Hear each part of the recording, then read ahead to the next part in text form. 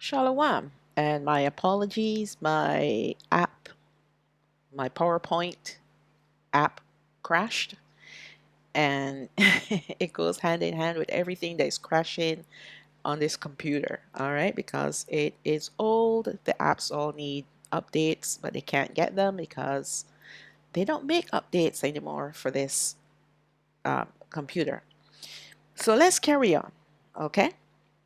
So we were at number 4 where we were talking about the feet and the toes. So this empire was also described to have feet and toes, meaning that there will be extensions, offshoots of this empire.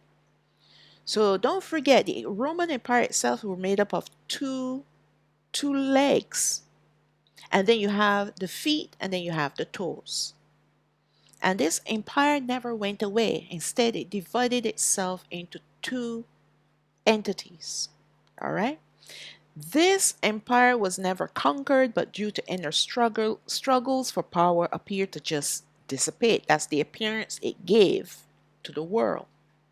But what actually happened? This empire cloned itself to become a religious entity, and it merged itself with our people, hence the clay. So that's what I was talking about before.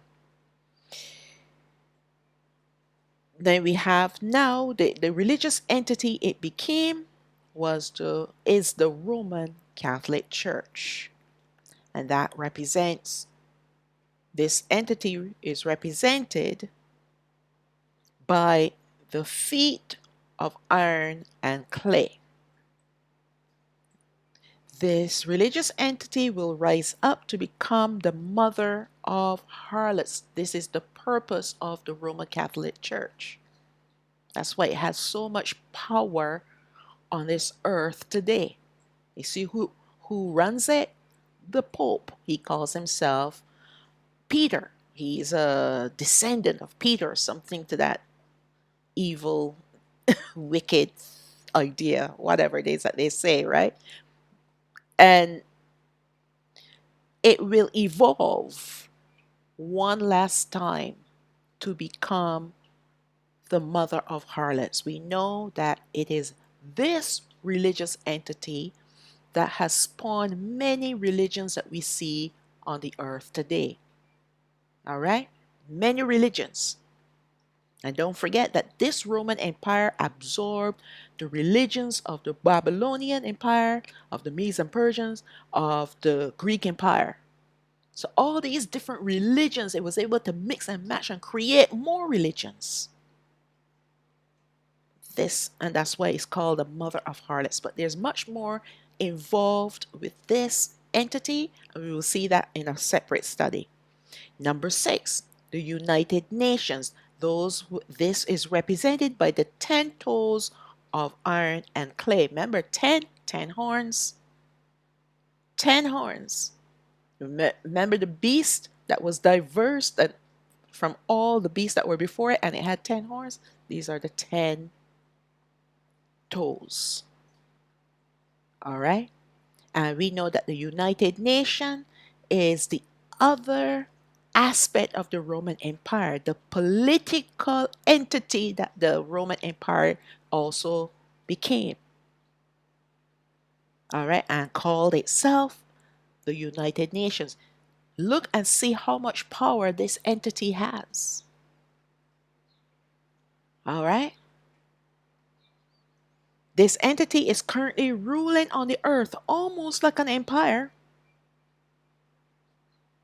And clay showing us that it is of the once, sorry, that should have been iron. And iron showing that it is of the once ruling Roman Empire.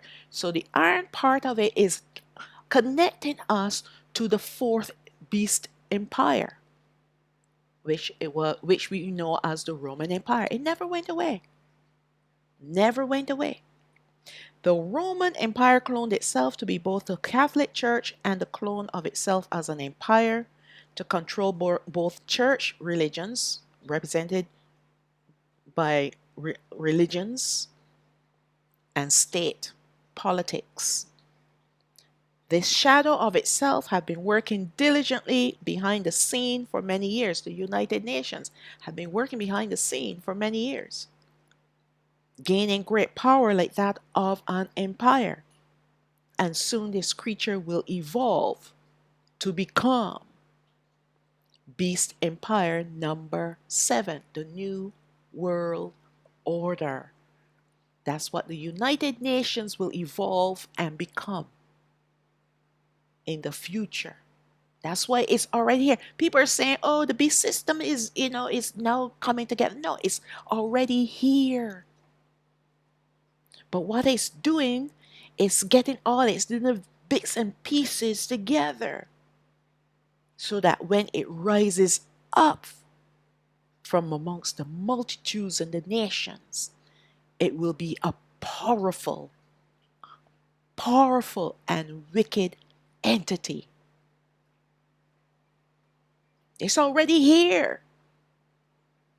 It hasn't evolved yet. This will be, and this is the evolved 10 toes. So the 10 toes now will come into their place, their position to be the 10 kings over the 10 territories on the earth. This will be the ultimate of all the empires that were before it. And it will be a technology-based empire. Hence, it will have the strength of iron, meaning power, strength, control. To be like its predecessor, the Roman Empire in its day. But it will also be weak. Hence the clay, which will be the peoples who will make up this entity. Here's the thing that I was alluding to before. When the Roman Empire was ruling on the earth, it gained its strength came from itself because it went out and conquered. It made wars against peoples and conquered them. This beast empire number 7, the people that make up this entity will be dependent on technology to gain its strength, to be strong. And that's the weakness of this empire. All right? The weakness of this empire is its dependence on a thing called technology, artificial intelligence, the whole shebang, in order to make itself strong. Okay? In order to control everything, every aspect of people's lives, whether in their homes, at their workplace, in the supermarkets, wherever they go. Control, control, control. Why? Because they're going to have technology posted everywhere. Screens with eyes looking at you everywhere. Even in your home, in your bathroom. Eyes everywhere. And that will be its weakness. Because we know that the great earthquake came and Alahayam took it out and showed how weak this empire was. Because it was so dependent, the people were dependent, the devils were dependent on technology to be strong. And this will be none other than the NWO, the New World Order. Now we go now to Beast Empire number 8, because after the great earthquake takes out all of technology, that it does not exist anymore on this earth. This beast empire that was once the New World Order will not disappear, but it will literally go underground and be imprisoned there by Allah Hayam Yahweh, and they're going to reformat themselves without technology. All right? Without technology. And that now, because they have no real strength anymore. So they're going to depend on the mother of harlots to gain some sort of control on the earth. Okay? So these two empires will be weak in a sense that it will be dependent on something in order to seem strong on the earth. Let's read on. Now, number 8, the beast empire, number 8, it will be the revived. The one, number 7 was evolved. Now, this is revived, 10 toes. This will be the last world dominating empire that will ever be on the earth, and it will be possessed by Azazel, the Satan that is currently locked away in the abyss. This empire was once beast empire number 7, but because of the great earthquake will destroy because the great earthquake will destroy all of its technology. All right? Okay, let me read that again. This empire was once beast empire number 7, but because the great earthquake will destroy all of its technology, so now it will no longer be number 7. Number 7 is technology. Number 8 now is going to be the revived New World Order. It wouldn't be new anymore. It would not be new anymore. Allah Hayam will imprison these devils, causing the earthly agents to stall. And they will take this time to regroup, getting themselves ready for the final Satan to become Beast Empire number 8. And the reason why Allah Hayam is going to imprison them is so that the northern kingdom can begin their second exodus. All right? Let's read on. Now that we understand all the past and present time empires, if you want, we can move on to understand the final beast empire that will be on the earth. After the great earthquake, seal number 6, beast empire number 7 will be imprisoned and stalled by Allah Hayam to allow the second exodus of the northern kingdom to begin. When this beast empire is finally released to do its evil once again on the earth, technology will all be destroyed. And not only will it have lost its technology, but Yahweh will oust Gadriel, who is the Satan that possessed beast empire number 8. He loves technology, and he will oust him from this entity, from this empire. Therefore, when this empire rises again, it will be significantly weaker than its predecessors, all the empires before it. Yet it will still be powerful enough to destroy the two witnesses. This is the empire that will destroy the two witnesses that will be in our land prophesying for 3.5 years. The timing of this last empire to rise again will be at the 5th trumpet blast, the 5th trumpet judgment, when another Satan will rise to take Gadriel's place to possess this beast empire, making it beast empire number 8. And this would be the go ahead from Allah Hayam for this empire to rise up. Okay? Let's go to Revelation chapter 9, verse 1. And the 5th angel sounded, and I saw a star fall from heaven onto the earth. And to him was given the key of the bottomless pit. And he opened the bottomless pit, and there arose a smoke out of the pit as the smoke of a great furnace. And the sun and the air were darkened by reason of the smoke of the pit. And there came out of the smoke locusts upon the earth, and unto them was given power as the scorpions of the earth have power. And it was commanded them that they should not hurt the grass of the earth, neither any green thing, neither any tree, but only those men which have not the seal of Allah Hayam in their foreheads.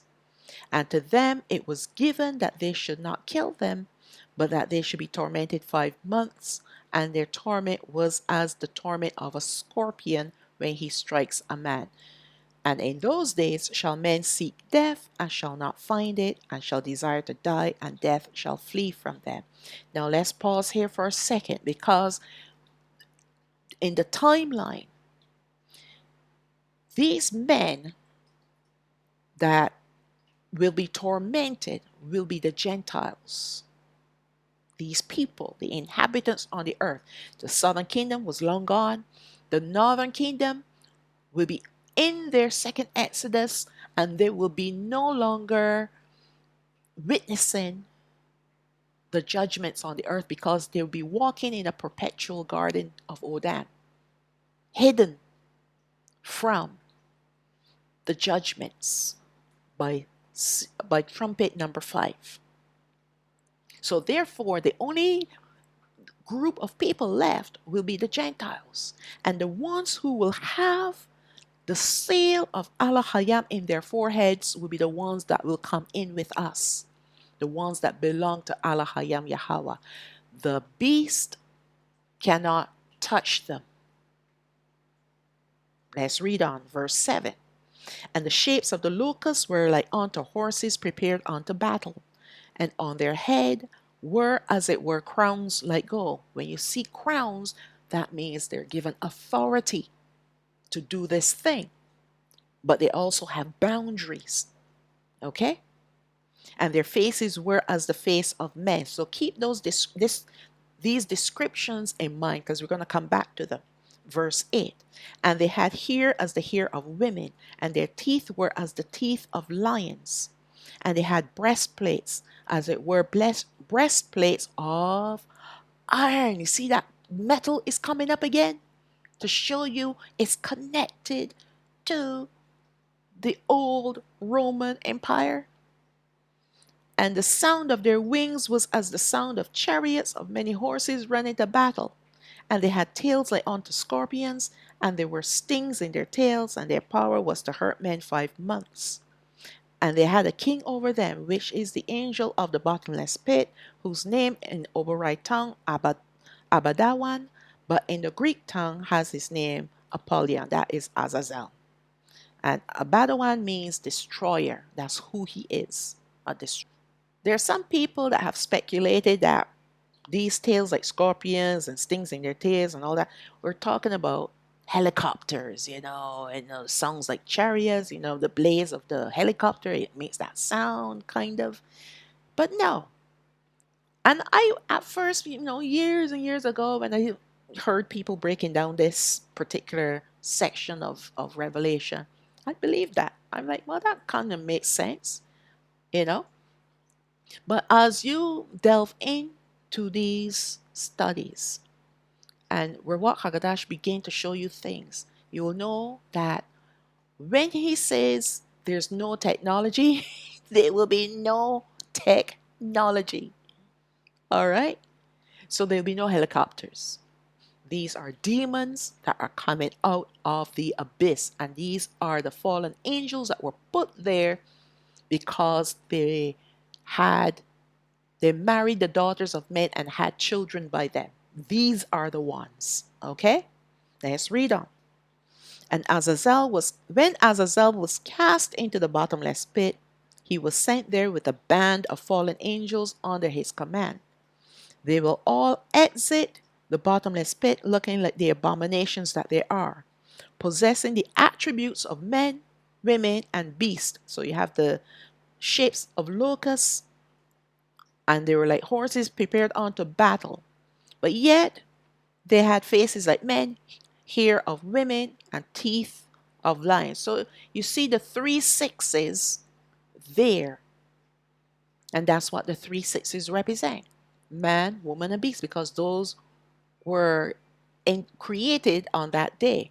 This earth want mankind to become abominations, to have both genders in one body, and then to be possessed by an evil spirit, a beast. All right?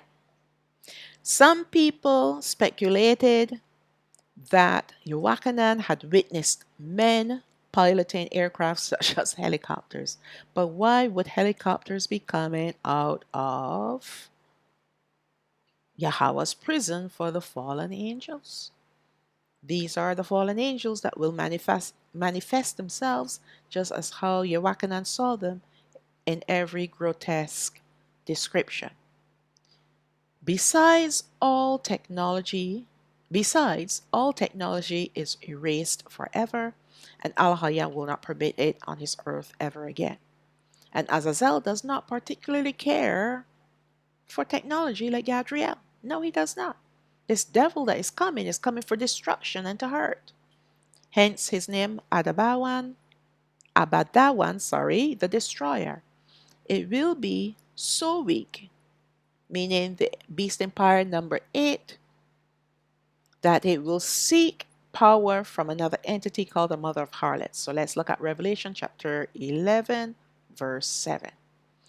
And when they had finished their testimony, these are the two witnesses, the beast that ascends out of the bottomless pit shall make war against them and shall overcome them and kill them. So we know that they're coming out to do some destruction and to hurt. Revelation chapter 17, verse 3. So he carried me away in the spirit into the wilderness, and I scarlet colored beast full of names of blasphemy, having 7 heads and 10 horns. And notice that there are no crowns on their heads. The beast that you saw was and is not, and shall ascend out of the bottomless pit and go into perdition. So this beast here, when it ascends out of the bottomless pit, it will possess the beast empire, because the beast empire was and is not until it is possessed by this other beast that's coming out of the bottomless pit. And they will go into perdition. And they that dwell on the earth shall wonder, whose names were not written in the book of life from the foundation of the world. Now, and yet this is speaking of beast empire number 8. Because it was, and then the great earthquake came and it is not. Because came from the past, came from the Roman Empire. It was it descended from the Roman Empire. And it is not because the great earthquake took it out. And now it is back. Let's drop down to verse 11. And the beast that was and is not, even he is the 8th, and is of the 7, and goes into perdition. So we see this verse 11 is telling you all you need to know, that this beast number 8 came from the 7 that were before it. Remember what I said? They all absorbed each other, and it's the Roman Empire that cloned itself and became 2 entities. And now then we have now the 8th empire. Don't worry about the mother of harlots. That's an entity unto itself, right? But we're looking at the fact that the United Nations became the New World Order, and now the New World Order was destroyed, its technology was destroyed, and now it is back being empire number 8, and it will go into perdition.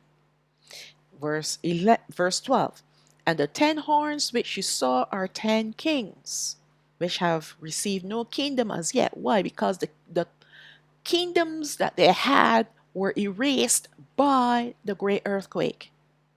Al-Hayyan took away their authority. They have no authority to rule like kings anymore. All right? If they don't have a kingdom, how can they be kings? They just have a title. That's it. They have a position, but they have no position over the people anymore like they once had.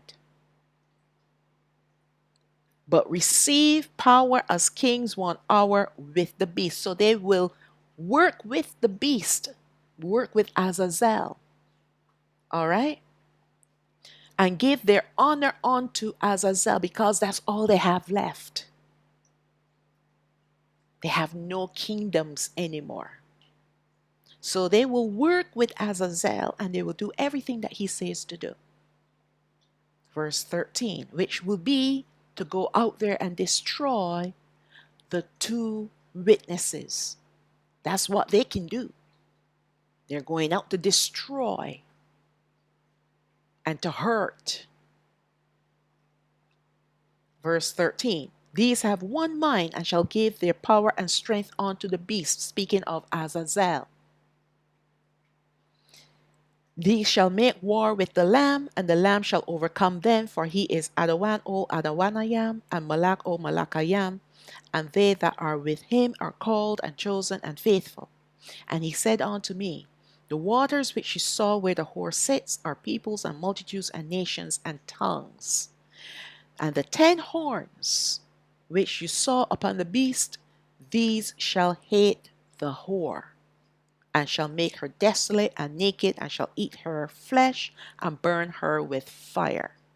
For Allah has put in their hearts to fulfill his will, and to agree and give their kingdom unto the beast, until the words of Allah shall be fulfilled.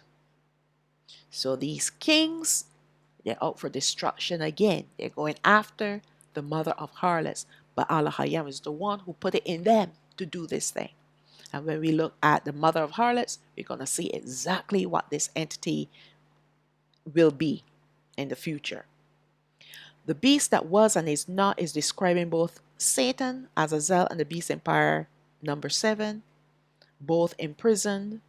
One was in the past, right? The beast empire number 7 was in the past, was and is not, and yet is. And now is given authority to rise up to be another type of empire. The stone that will destroy this final beast empire will be Hamashiach, when he comes to rule as Malak, as king on the earth. He will establish his kingdom here on the earth forever, which will include his people, the 12 tribes of Yashraal. All right, let's go to Danayah chapter 2, verse 44. And in the days of these kings shall Allah of heaven set up a kingdom which shall never be destroyed, and the kingdom shall not be left to other people, but it shall break in pieces and consume all these kingdoms, and it shall stand forever. For as much as you saw that the stone was cut out of the mountain without hands, and that it broke in pieces the iron, the brass, the clay, the silver, and the gold, the great Allah has made known unto the king what shall come to pass hereafter. And this is the remainder of Nebuchadnezzar's dream that Danayah interpreted. The stone that the builders have rejected, that's the stone that will destroy. Yes, it is the chief corner, but it will also destroy. And it will destroy this empire forever. Revelation chapter 19, verse 15. And out of his mouth goes a sharp sword, that with it he should smite the nations, and he shall rule them with a rod of iron. And he treads the winepress of the fierceness and wrath of Shaddai Allah. Now we have iron here, but the difference between this iron and the iron of the Roman Empire is that the Roman Empire was wickedness, and they ruled with evil wickedness. That was their strength.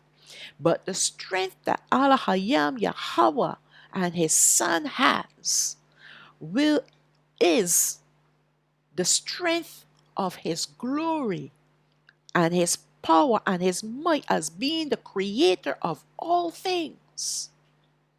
That's his power. That's him.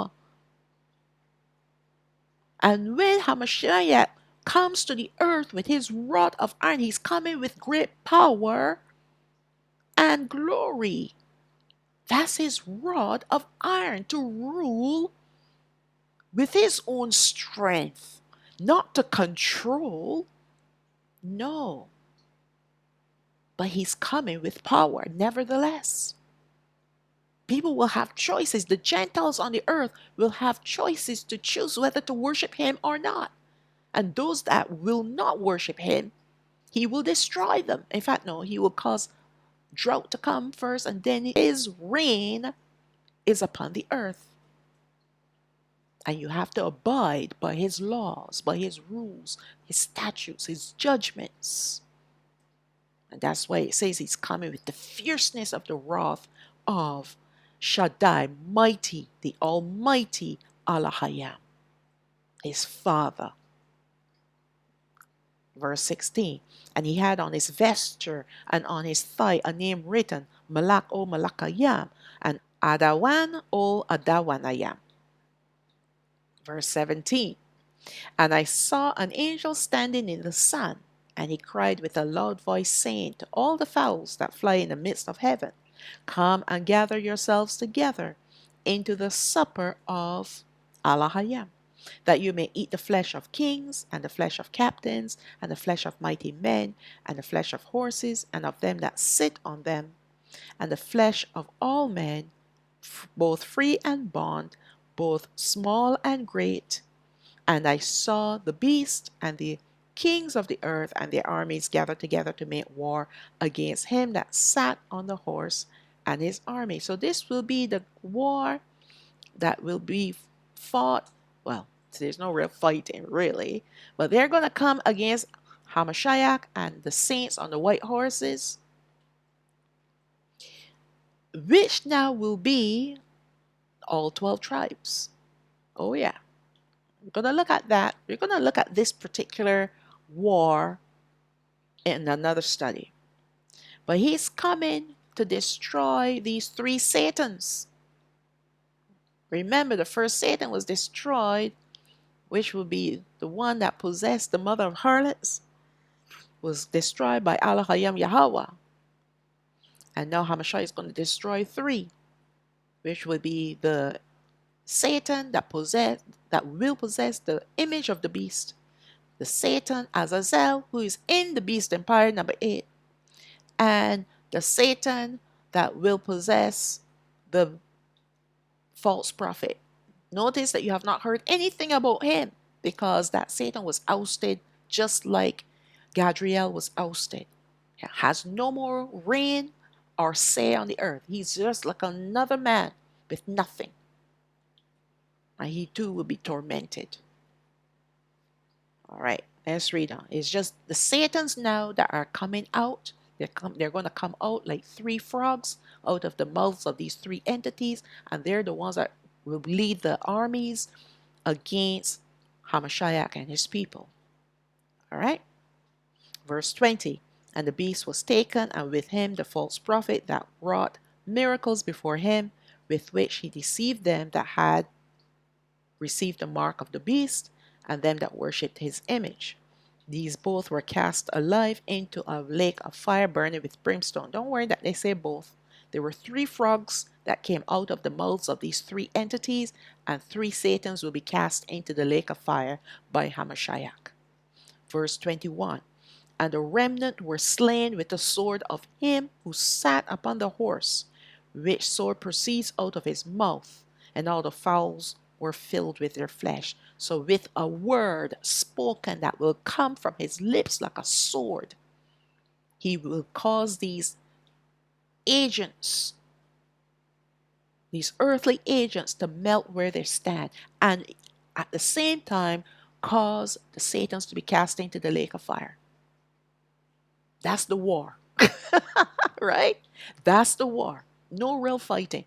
Us there witnessing the devils that have tormented us for generations now being destroyed once and for all. Just like our forefathers when they stood on the banks of the Red Sea and watched their tormentors, Matzorayam, with their chariots in the middle of the sea and being washed away.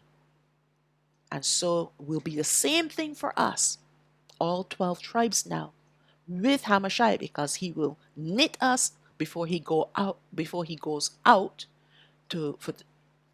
for this war. He will knit the two kingdoms and make them one before this war begins. And after this war, he will begin his 1,000-year reign. And descending the fowls to eat their flesh, because their rotten bodies will not stink up the earth. No, he will send the fowls to come and eat and pick their bones clean. The animals that they're riding upon, and them too. Don't worry, they're all going to the lake of fire. But these are earthly entities, so He's going to make an example of them to the remaining Gentiles to see what his power is. This is his power that he's coming with to destroy man where he stands. He didn't have to lift a literal sword. His word came out of his mouth and destroyed. And so now the Gentiles have a choice to either serve him or not. And we know many at the ending of the 1,000-year reign will go with Gadriel once again, once he's released from his prison, to war against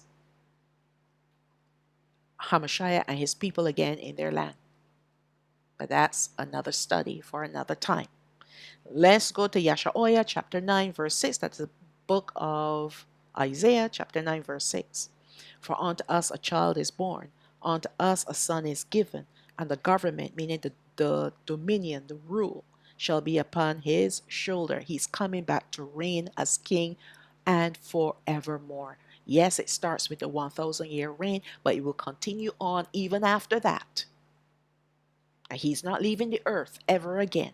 The earth will be fleeing away, and a new one is coming, but he shall remain along with his people. And his name shall be called Wonderful, Pala'ah, Counselor, Ya'otz, Al-Gabawar, Mighty Alahayam, which is singular. Al is singular for Alahayam, which is plural. The Everlasting Father, Od, Abba, and Shar Shalawam is Prince of Peace. Of the increase of his government and peace there shall be no end, because it will be forever. Upon the throne of Dawad, and upon his kingdom to order it, and to establish it with judgment and with justice from henceforth, even forevermore. The zeal of Yahweh Sabaoth will perform this. Yahweh of hosts. So he's coming to reign, and he's coming to reign forevermore. This beast empire number 8 will be the last evil empire this earth will ever see, and there will be no more evil after this. Well, I should say after the Gog and Magog war.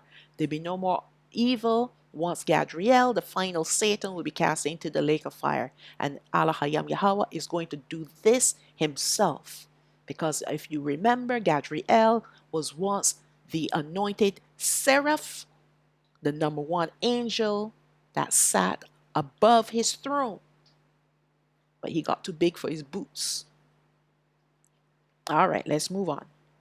Even though Gadriel will be released from his prison after the 1,000-year reign of Hamashiach, he will not become an empire, but he will once again deceive the Gentile inhabitants on the earth to join his armies. Alahayam Yahweh will destroy this Satan and his armies himself, casting him and them into the lake of fire forever. I know I need to stop.